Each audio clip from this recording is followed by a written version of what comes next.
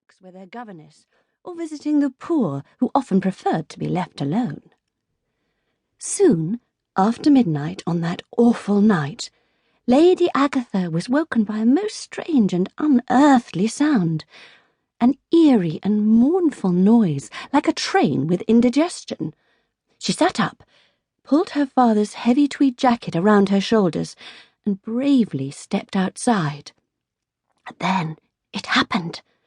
Out of the blackness and the snow there loomed a ghastly, gigantic, hairy thing. Before she could even scream, a pair of huge brown arms grasped the terrified girl, and then the foul beast turned and, leaping swiftly back up the sheer side of the mountain, vanished out of sight. The poor earl and his porters searched and searched for many days, risking death in the cruel blizzards and the raging wind, but it was useless. The fresh snow had wiped out all possible tracks. Only a blue bedsock, kicked off by the struggling girl, remained to Lady Agatha's distraught father. He took it back to England, to his ancestral home at Farleigh Towers, and slept with it under his pillow for the rest of his life. And when people asked him what had happened to his lovely daughter, he always said she must have lost her memory and wandered away and been buried by an avalanche, because he simply wouldn't believe what all the porters told him, that his daughter had been carried away by a yeti. That vile monster who can tear a human being limb from limb, or crunch one up in a single bite. A creature so terrible and fearsome that it is known as the Abominable Snowman. But of course the porters were right. Agatha had been carried away by a yeti. He had run with her high over the sacred mountain of Nanvidar, and all her kicks and struggles and screams felt no more to his brute strength than the hiccuping of a flea. Until at last the thin air, the bitter cold and blind terror brought release, and the poor girl mercifully fainted.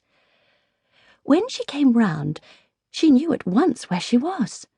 There could only be one place as beautiful as this: heaven. The sky above her head was a marvellous rich royal blue with little fleecy clouds. The grass on which she lay was soft and sweet-smelling and studded with beautiful flowers. Tiny blue gentians, golden primulas, scarlet lilies. Agatha sat up. She felt sore and bruised, but that was understandable. You couldn't die and go to heaven without feeling a little bit uncomfortable. She looked around. The air was warm, and she saw trees covered in red and white and cream blossoms as big as plates. There was a stream, crystal clear and bubbly, with kingfishers darting about its banks. Far above her, an eagle circled lazily. She was in a broad valley, surrounded on every side by sheer, jagged cliffs and escarpments. And then, to her surprise, beyond the steep ridges which surrounded the valley, she saw the unmistakable outline of the peak of Nanvidar, glittering white in the early morning sun. "Perhaps I haven't died after all," said Lady Agatha. And there was something else that didn't go with the idea of heaven in the least. A few meters away from her, sitting so quietly that she had taken it for a boulder or the stump of a huge tree, was an absolutely enormous dark brown beast. It wasn't a bear. It was much, much bigger than a bear. It wasn't a man. It was much, much hairier than any man. And then she remembered. A yeti.